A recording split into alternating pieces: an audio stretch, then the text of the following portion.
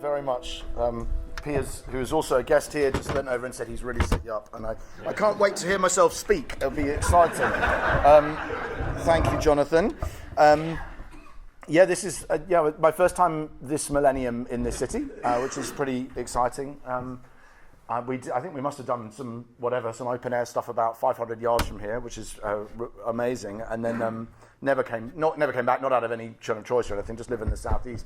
But I was struck this morning. I stayed overnight in. It's quite a good example of what you said, actually, the two extremes of the city. So I wouldn't claim to know the area at all, but I was staying overnight in Solihull, and that in a hotel where you come downstairs and there's a sort of pride-coloured armband, wristband or lanyard thing on the person in the hotel. That kind of standard post-Christian Britain kind of thing in Solihull, and then drove from there through Spark Hill, is that what it's called? And I was like, wow, there's not going to be very many rainbow armbands in this street, I wouldn't think, and it's obviously Gaza flags hanging from the things and everything. And I was like, in some ways it just was just a picture of Britain. There's probably, you don't even get that, certainly not in my part of London at all, that actually nowhere in London is post-Christianity completely irrelevant. Whereas I did think as I was on that drive, I thought, this is a picture of the kind of Britain I'm talking about, and then a picture of the opposite of the kind of Britain I'm talking about, 2 miles apart.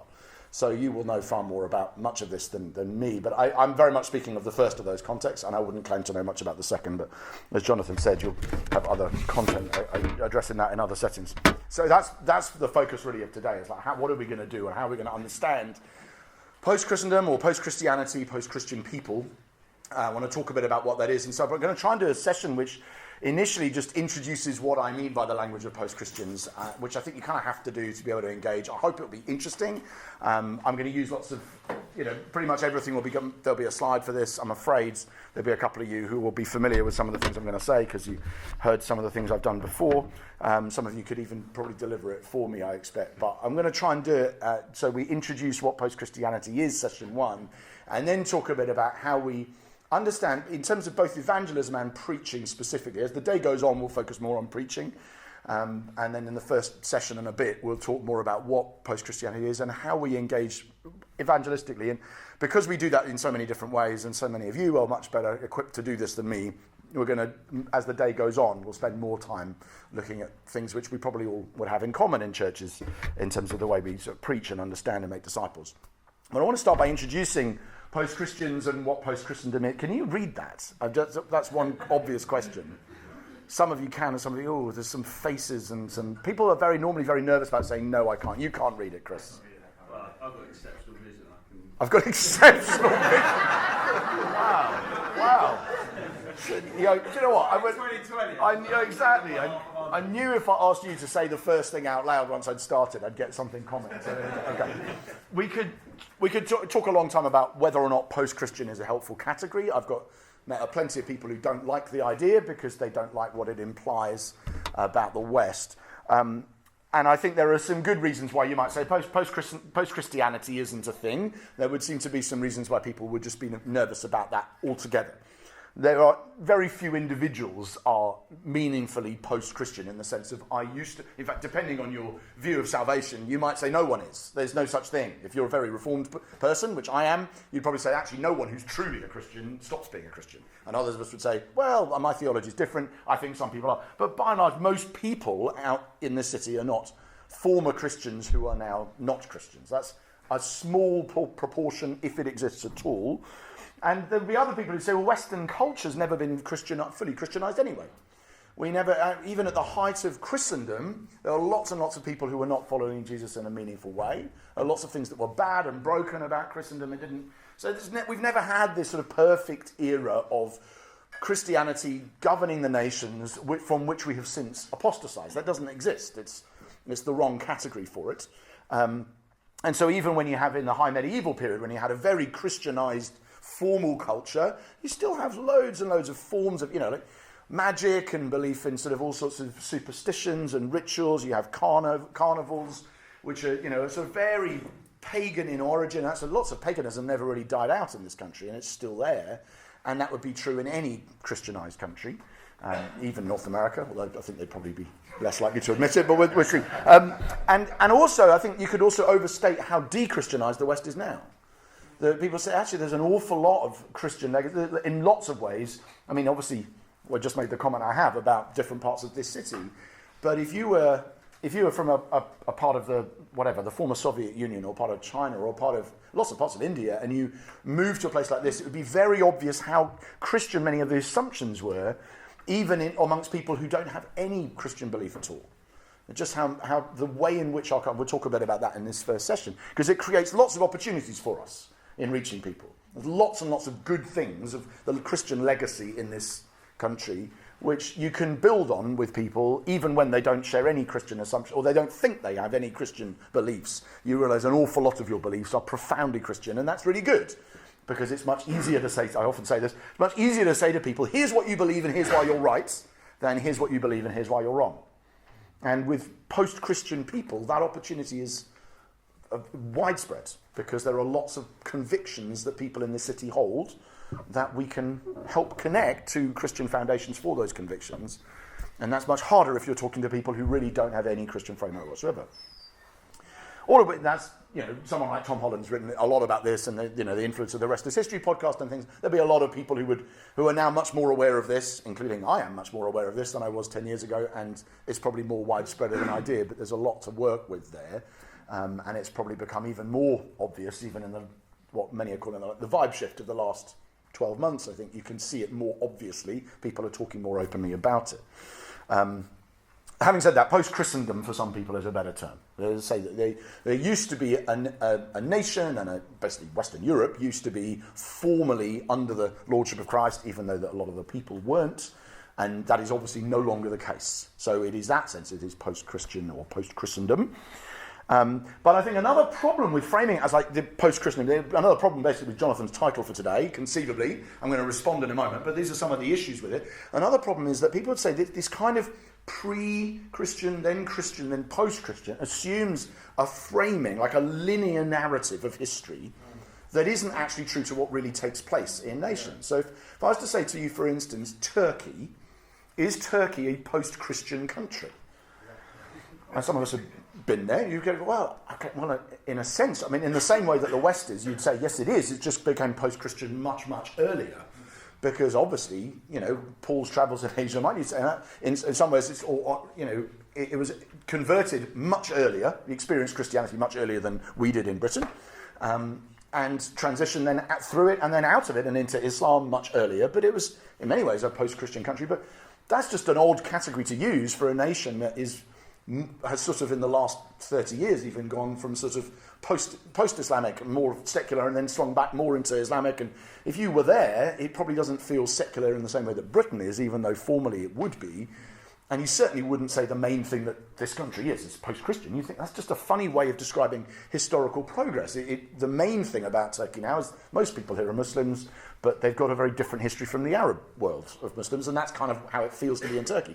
And in the same way, so there's an assumption that if you say, well, all cultures go through a pre-Christian phase when they haven't heard the gospel, then they become Christianized, and then they leave it behind.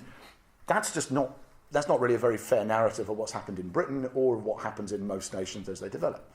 There might be some which do, but that's, I think in some ways North America is probably the most obvious example of something that looks like that's the trajectory, but even then, it's nothing like as flat as that. So some people would have a concern about that. And so if I just jump to the next page for a moment, I think this is, sorry, again, for those of us who can't see it, but this is a chart that effectively tells the story in this linear way, that basically the story of the last 500 or 600 years is a process of ongoing secularization in which individual freedom goes up and up and up and up, and religious control and influence over people's lives goes down and down and down and down. And this is the narrative that I'm, in some ways, objecting to, but this is how people are... Post-Christian implies this kind of story, that basically the world... in 1400, there's very high level of religious control, very low level of individual freedom and agency.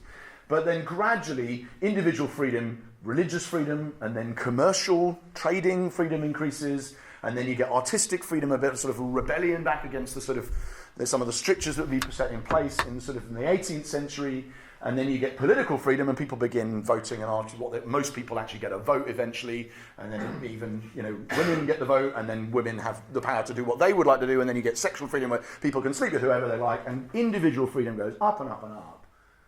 Meanwhile, religious control goes down and down and down. Initially, the control over the church gets broken in the Reformation, and then control over patronage and money, and then over the state, and then over the land as that all gets sold and everyone begins trading for themselves, and then over money, and finally even over morality, that people, even over life and death. Then now you say, just in the last few months, would say, yes, our parliament would like to be able to say what we really need to do. The priorities of the new government will be making sure we can kill old people quicker. I mean, I know that's not the reason why they'd give, but that's the... And so you end up with this sort of dramatic decline. And that's how many people tell the story, and there's lots of key moments in that story as it inflects from sort of a rise of freedom, loss of control. But that kind of implies a linear view of history that isn't really the way things actually work, but that's what's assumed. And that's the way some would tell the story. But some people would respond to that and say, no, that isn't the way it works, because what really takes place is you end up with cycles of order. And don't worry, I'm not going to walk through all of this, but it's the slide I've used before, and it's got, for those who are interested. But what happens instead is the world doesn't work through lines like that. It works through cycles. In fact, it's a very Western story to say it is it's charts with lines and, pre-Christian, Christian, post-Christian. It's too neat. What really happens, this sort of ebb and flow of cycles and turns and chaos, that really the story of the last 600 years is that you have the late medieval Europe in which things are very ordered and linear and structured, and everyone believes Aristotle and understands the world as having sort of almost these perfect circles, and everything's very ordered. There is a united Christendom. Thomas Aquinas' philosophy just binds people to understand, that's how that fits with this. Science makes sense of everything. The church is in perfect control and order over everything to some degree. All art is devotional. It's not experimental. And that's the way the world is. And then you get a kickback, a sort of a swing to a more chaotic, experimental. We don't like this. This is too ordered. It's too neat. We're going to push back against it. And the cosmology of the world is actually wrong. Instead, we actually have the Earth goes around the Sun, and the Sun seems to be going around something else, but we don't really know what that is or why, but the world's just a bit more interesting. And planets aren't even circles. Everyone goes, that can't be true. And they cycle, the orbits are not even circles. Everyone goes, that can't be true. And then people, Protestantism breaks the unity of Christendom. It's like, no, some nations are going to be Lutheran, and some Calvinist, and some a bit of everything, and some Catholic, and it's all a bit messy. And even if you know Shakespeare's plays, and probably all of us to some degree know Shakespeare's plays, the characters are very Renaissance-y in this way. There's disorder in all of them. Kings become madmen, and madmen become kings, and men become women, and women become men. And the whole thing is very experimental, very little Christianity in Shakespeare. It's much more sort of trying to break the categories and the order. That's just the spirit of the age. But then that swings back again into a more Enlightenment world in which, we do have order and structure. We understand the world. Science is helping us to explain. There's clear laws, Newton, Galileo, Kepler. We're beginning to figure it out again. Laws of motion and mechanics and order and machines. And we start separating out reason, feelings, or whatever. Science, religion. They have their separate areas, and we understand how it works. And you do that, and we do this. It's all much more ordered. Everybody starts organising nation states. And saying we're going to have constitutions that are going to tell us what we do and how we do it. We're all going to have flags. We're all going to have borders, which of course is even in many parts of the world to this day, it's quite a weird Western idea that you have to have a tribal identity suddenly turn into a nation, and here's your line, and when you cross that, so you're saying on this side, I'm this person, on that side, I'm the other. I don't think of myself that way, but it's like, well, we do, because we're European, and so we've ordered the world that way, and we have lines on the maps, we have encyclopedias and dictionaries and constitutions, all very ordered again. And then that swings back, because then another swing, and you end up with a world much more of chaos, the protest movements, romanticism. So no, actually the heart is more, French Revolution's the beginning of the wobble politically, and then people start saying, no, this is actually that line that this is your head, this is your heart. It's not like that. You should be governed by that surge of feeling. In fact, this is stifling and oppressive.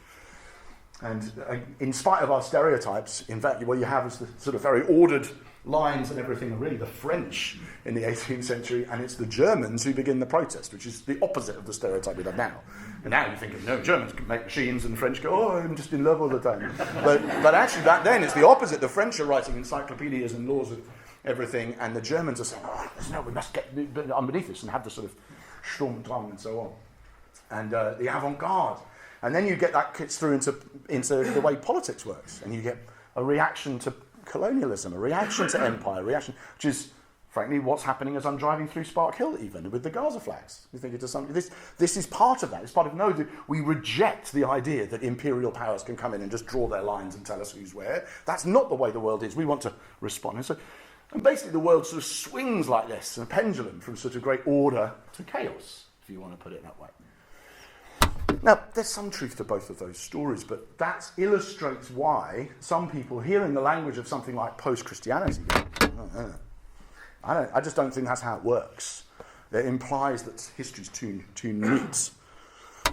And theologically, of course, there is another reason to object to post-Christianity, which is that, in a sense, the whole world is pre-Christian. The kingdom of the world, Revelation 11:15. The kingdom of the world has become the kingdom of our Lord and of his Messiah, and he will reign forever and ever. That's where the story ends. So you have the world in that sense is all pre-Christian. He must reign until he has put all his enemies under his feet.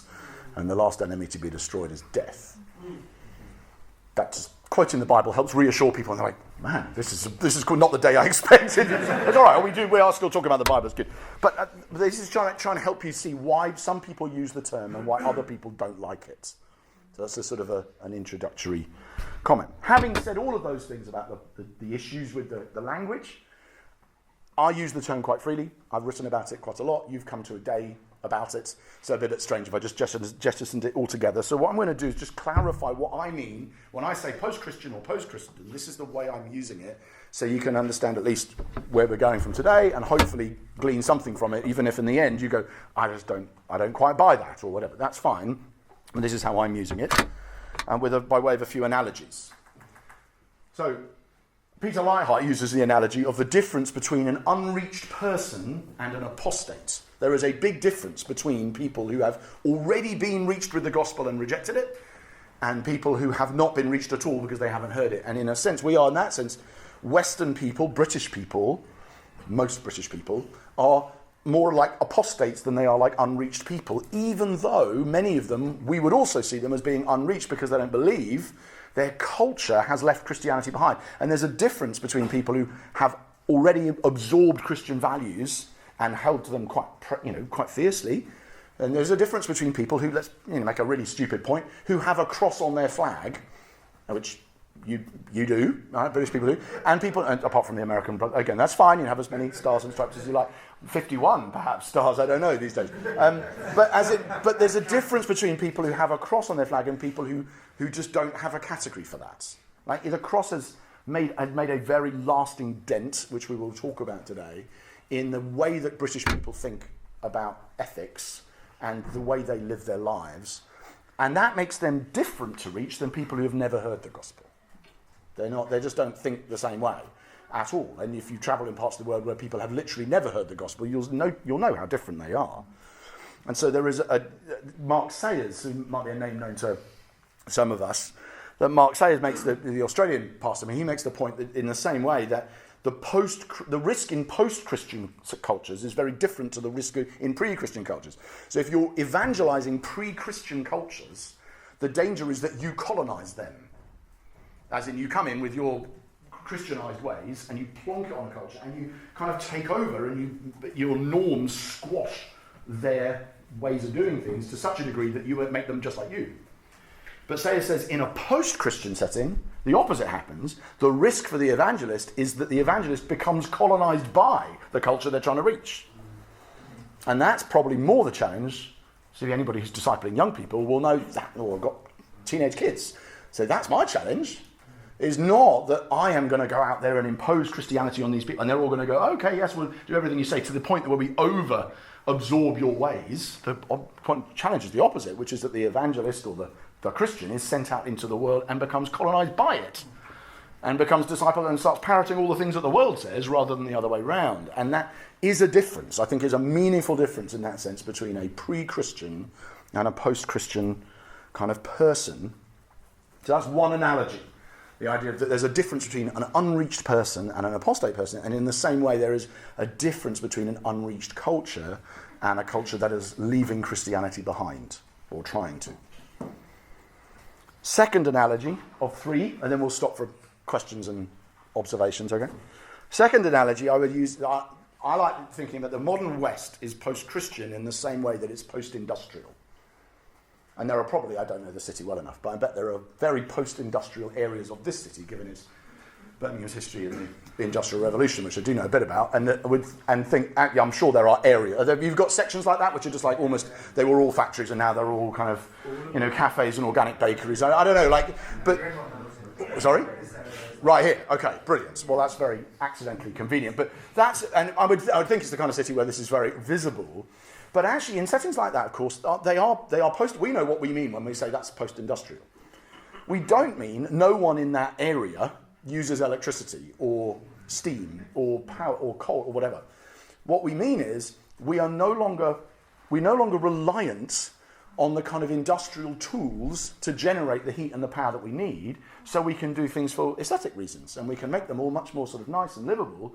But that's not because we don't have steam and coal and electricity and all the rest anymore. It's because we've got so much of them that we don't need to build factories that generate things in the same way anymore. And so now we can do things because we want to. And in the same way, a post-Christian culture hasn't really left Christianity behind at all. What it's done is it's assimilated as many of the goods of Christianity as it wants or thinks it can into its culture, so much so that it doesn't think it needs Christianity in order to have them. So it will say that the idea that you must, as people say on social media all the time, be kind, or the woman I was in the coffee shop recently, and quite obviously lesbian woman comes in with, rainbow tattoos on her calves, her partner, and love means love written on her calf. And you think, the reason why the fruits of the Spirit appear so often on the legs of people who are gay rights activists or whatever, love, kindness, compassion, is because you've got Christianity so deep in your culture, you don't think you need Christianity anymore. And in a way, to say at that point we are post-Christian is similar to saying this is a post-industrial part of Birmingham. It's like we've got the results of this so deep that we're not reliant on them because we're not worried we're going to run out of heat or electricity or whatever. And in the same way, people aren't worried in a post-Christian culture that they're suddenly going to turn into Hitler or the Marquis de Sade or Nietzsche or someone who genuinely does reject Christian values. And if they do worry about that, suddenly, as happens, of course, a little bit in the sort of 2016 era, may happen again, given what's happening in America, I don't know, but you had quite a rush suddenly where people are like, are we actually going to lose Christian values? They wouldn't call them that, but tolerance, human rights, are we going to lose all of that? Because it's suddenly, the strong men are back, and then, no, fortunately, no, we're not, it's all right. So we can go back to being post-Christian, because you're not concerned about the loss of these things that you think are very precious. And in that sense, I think it's a metaphor for post-industrial parts of this city are a little bit like post-Christian Britain. We've got all that good stuff. We're not worried we're going to lose it, so we can just do what we want. The final analogy is from C.S. Lewis. Post-Christian man is not the same as pre-Christian man. He is as far removed as virgin from widow. There is nothing in common except want of a spouse, but there's a great difference between a spouse to be and a spouse lost. So Lewis is saying post-Christians are widows, pre-Christians are virgins. And there's a big difference between a virgin and a widow, which I know, just as an analogy, helps understand why I think that phrase or that term post-Christian might be helpful. Now, I don't know what kind of day you think you've come to, so I just thought I would probably just pause for a moment and just allow people to go, okay, I know a few of you, but most of you I don't, so this might be like, oh no. So just give an opportunity for any kind of questions, comments, clarifications on anything I've just said there. Anybody want to get us started? I'm looking for people who've either been to Think or been on training with me before, because I know they'll probably get the ball rolling. Okay. Chris, you've got to say something. You've already made you think about having perfect vision or impeccable vision? Yeah. Yes. Do you think it's helpful to distinguish post-Christendom from post-Christianity, whereby Christendom kind of taps on some of that cultural stuff? Yeah. Where the culture has been so affected by Christian principles and values and whatever, and that doesn't necessarily translate to an individual level, like you say. Is that how? Yeah, I think it can be, and Jonathan's effectively taken it in the title for today. Going, that post-Christendom has fewer problems because people would accept that Christendom was a thing that existed and is obviously not what we're living in now. So I personally do still talk about post-Christianity and post-Christians. I think it can be what I'm trying to do is, because often I think there's lots of opportunities there, I think it's a better way of diagnosing the problem than, for instance, to say secular or secular liberal, or well, otherwise you very quickly end up in political labels like progressives. I think actually a lot of post-Christians are not remotely progressive, and that's one of the things that's happened in the last 12 months. Is we've seen something of a swing, on sort of starting to swing on trans issues, but then quickly turning into sort of. Lots of people pointing to something like Musk's takeover of Twitter and turning it into X and things, and then now even just the kind of values that are normalised in the West, it's much easier than it was a year ago to say certain things about sex or sexuality. Obviously there's been a swing on all sorts of progressive causes that are now less fashionable than they were, but people are just as, in my terms, post-Christian, even though they're not as progressive, if you see what I mean. So I think otherwise you use political labels, and then the political tides change a bit, which they have a bit in the last 4 years, I would say. But people then think, oh, well, it's over. Oh, now we can go back to being... No. It's much, much deeper things have happened here that's taken much longer. This was not about an election or a law or even a discussion about trans rights or whatever. There are some shifts taking place, but even if people aren't liberal in the same way or progressive in the same way, this change has still affected all of us. So I do tend to use the word post-Christians as well, but that's just a preference. Yeah. Just trying to think about... as you were mentioning, the differences within communities, even in, say, Birmingham, where you've got large communities where they've quite obviously drifted from a Christian heritage, and then you've got significant communities where they're almost exclusively Muslim or other kind of religious faiths.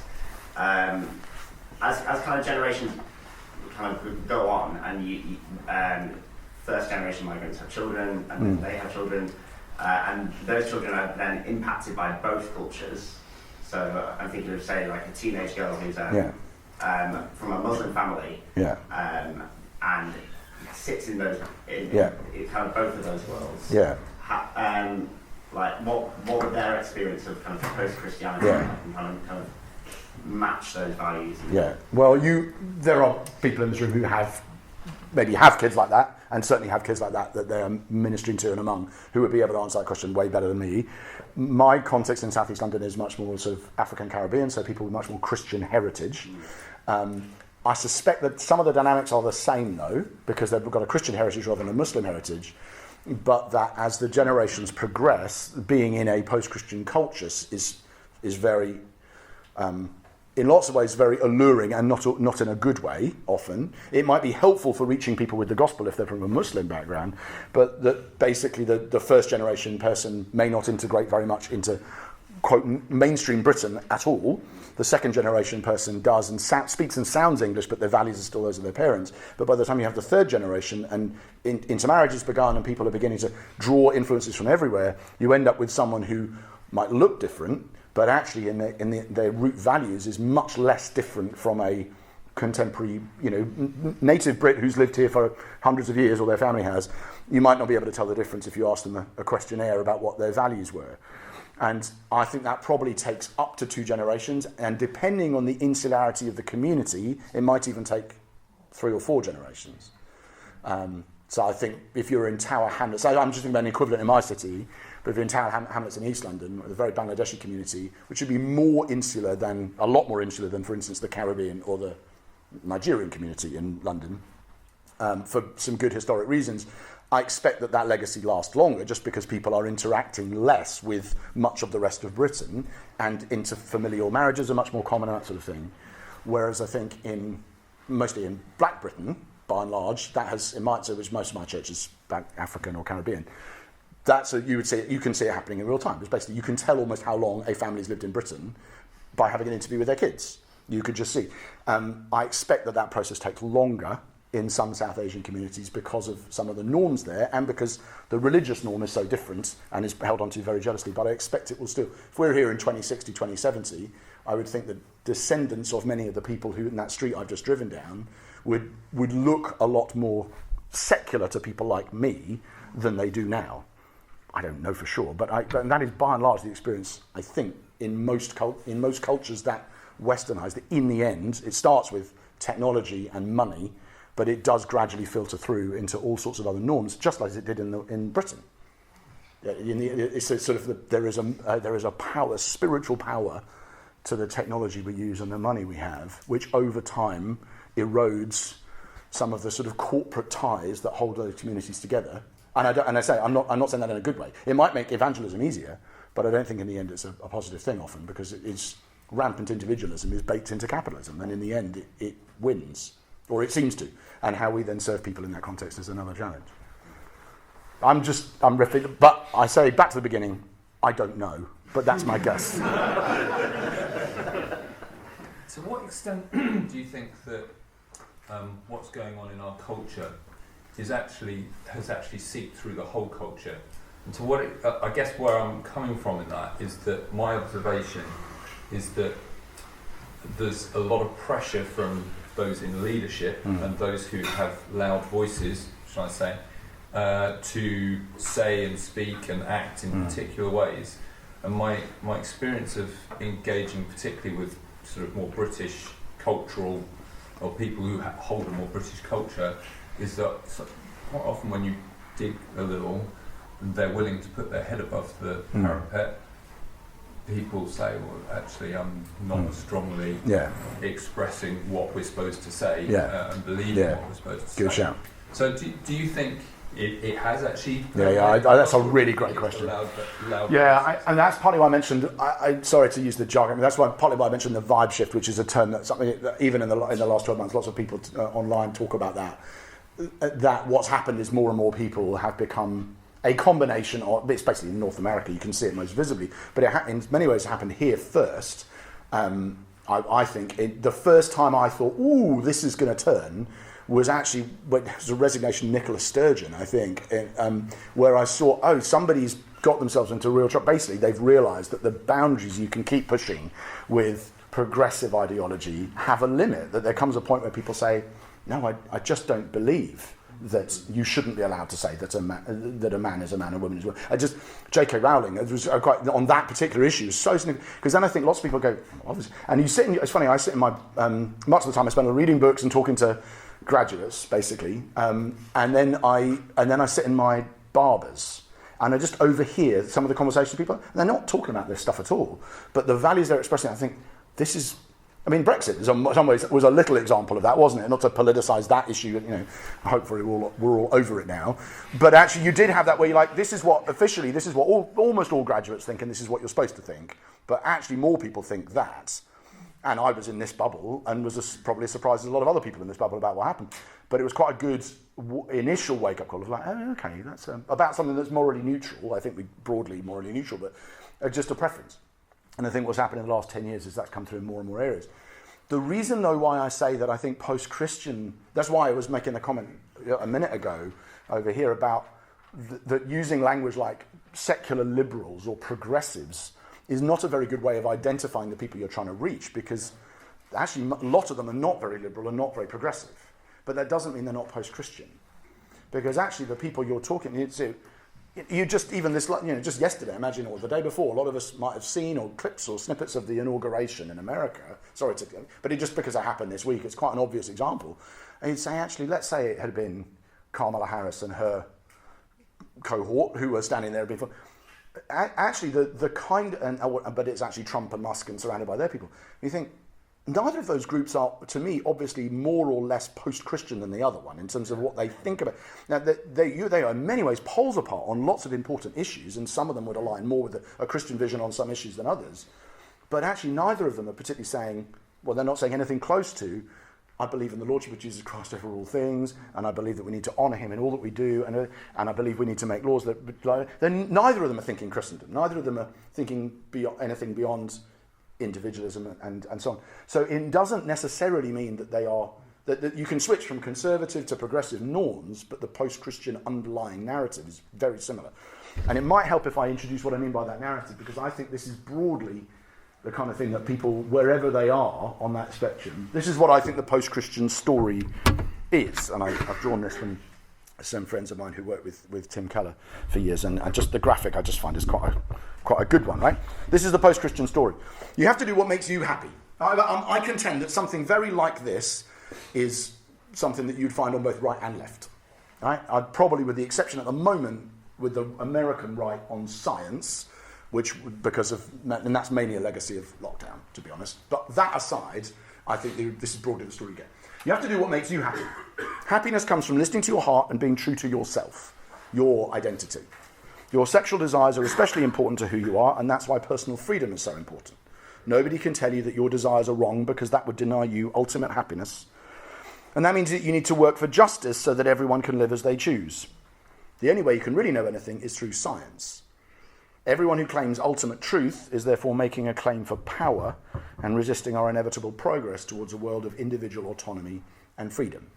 Now, that is framed as a more progressive leaning narrative, but actually most, unless they're Christian believers, or religious believers, probably more broadly, but that is the post-Christian story. Most post-Christians would believe something like it, I think, even though on one or two they might say, oh, what I mean by justice is different, or I would make more of a play of freedom and less of a play of justice, or I'd make less of a play of science. But broadly, that story and those 7 elements, science, happiness, freedom, identity, power, progress, and justice, are just, they're in the soup, or in the water that we're swimming in. And if we had more time, I'd ask, and do a group exercise, we probably won't just because of the setting, but if you had to ask what is true, good, or beautiful about that story, and there's plenty you could say yes to. Right? There's plenty about that that's got very Christian roots. How does Christianity satisfy the desires that people... That story expresses a lot of desires that human beings do have and are meant to have, and lots of those terms are drawn from the Bible. How central to the story of the Bible, to the story of the Bible is freedom. It's the central story in the Old Testament. There's the story of freedom, the Exodus. In many ways, it's the most powerful way of understanding what happened in the New Testament as well. How central to the character of God and the witness of both the Torah and the prophets is justice. Incredibly important biblical themes. Even progress is something we wouldn't believe in were it not for, I think, I've tried to make this case a lot more lengthy, I don't think progress is something we would believe in without Christianity. I think that is Christian eschatology put into this time frame. Is the world ultimately is going to be better than it is because a new king is going to come and he's going to make everything right. But if you don't believe that, you believe most pagans didn't believe that. They believe the world is cyclical, goes round and round, or even some of them that it's declined. That was a Hesiod. If you go back, we're now got to 2,700 years ago, but that sort of Nebuchadnezzar's statue of the gold, then the silver, then the bronze, then the iron. That's a story of decline in the Greeks. So many people, the idea that the world is going to get better and better is a Christian idea. So there's lots about that is quite good, but there is lots about it that's also false and exaggerated about it. That's got all sorts of roots in not just pagan, but sort of explicit rejection of Christianity. And I think you could also, I'd like asking people, where do we need to do the most work here? Where is, if I took those 7 words, again, because I know some of you can't read it, science, happiness, justice, identity, freedom, power, progress. If I asked you now to do a message, to preach a sermon on one of those words, you could pick one and preach an evangelistic message based on our desire for that thing. I expect there'd be some of those 7, you'd go, that's quite easy. I do that already. Never seen the graphic, may never use it, but that feels quite native to me. I could quite easily do that. But there will be others where you might go, ooh, yeah, we need to do some work there. I don't think I've quite cracked that one. I know it's a big issue. I know it's something that I'm looking at the ages in the room. I'm just thinking, okay, my children, maybe 5, maybe 15, maybe 25, but I know they either have or are about to face this issue.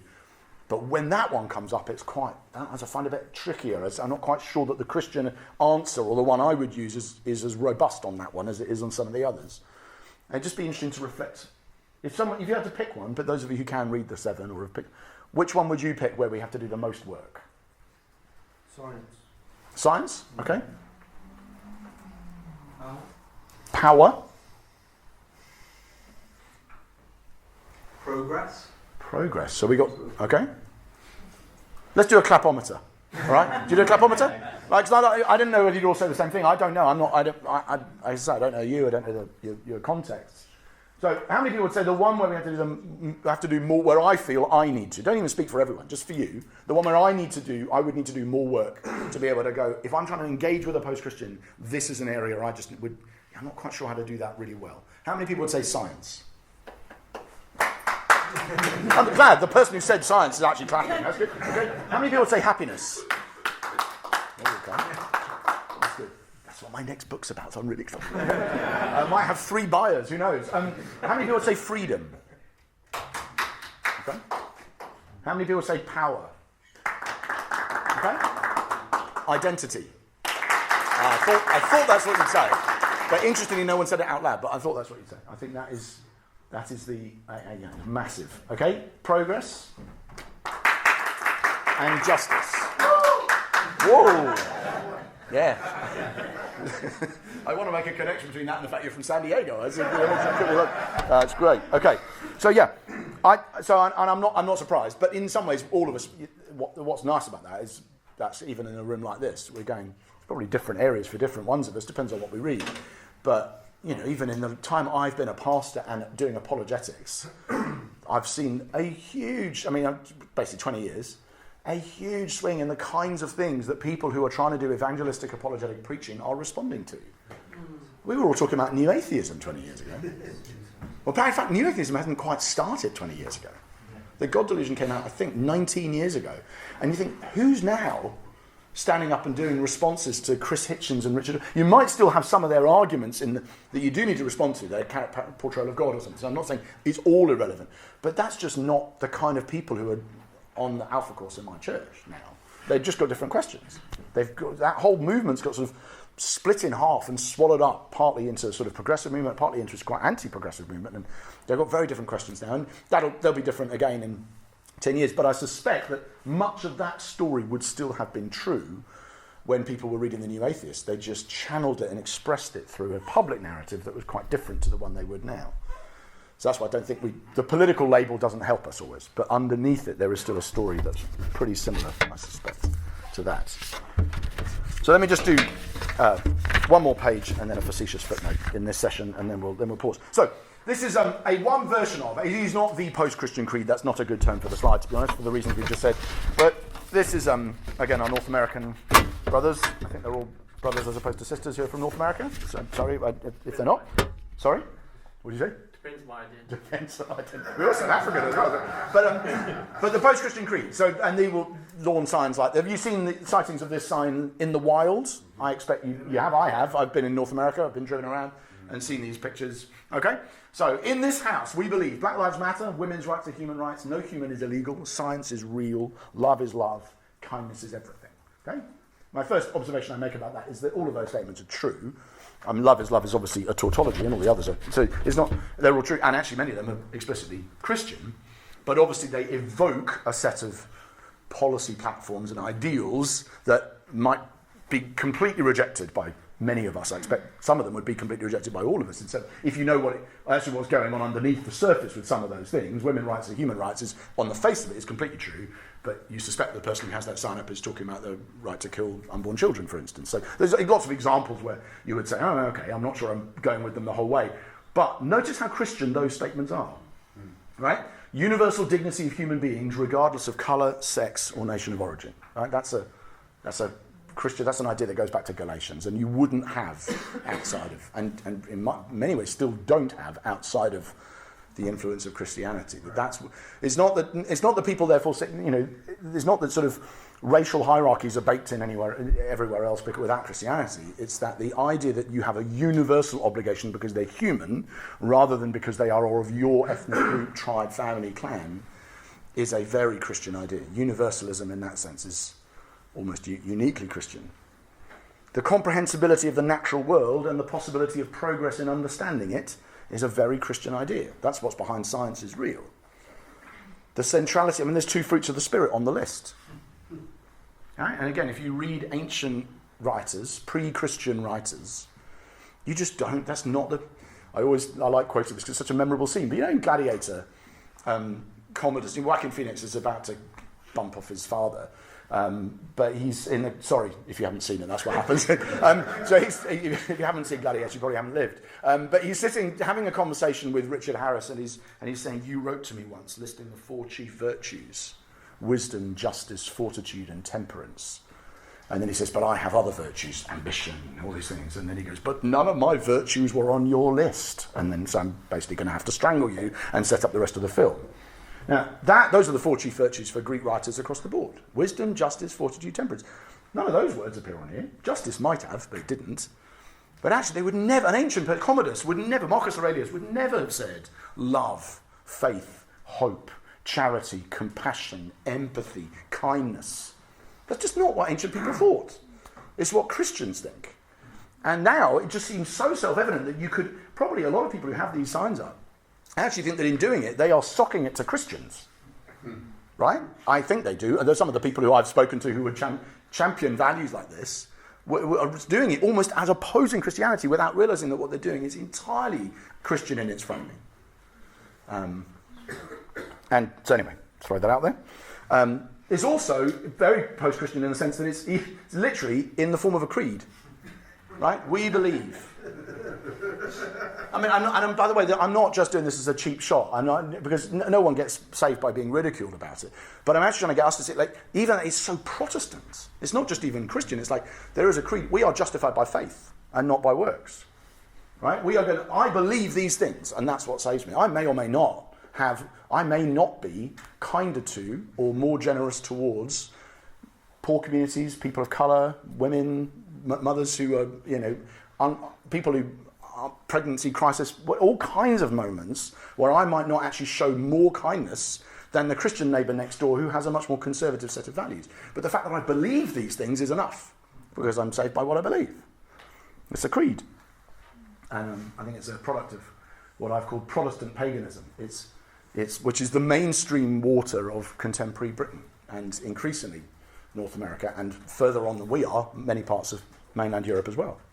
It's pagan in the sense that it believes that the world is fundamentally oneist and not twoist. That's a phrase from Peter Jones. But there is one kind of thing. We are monist. There's not a separation, as Christians believe, between creator, creature. There's all one. Basically, there is one level of reality, and the gods or the spirits, if you believe them, are part of the natural world. So it's pagan in that sense, but it's Protestant in the sense that there's a very strong emphasis on repentance, awakening, catechism. You need to believe these things, you need to do the work, that kind of thing. Missionary zeal, we need to convert other people to help them see it.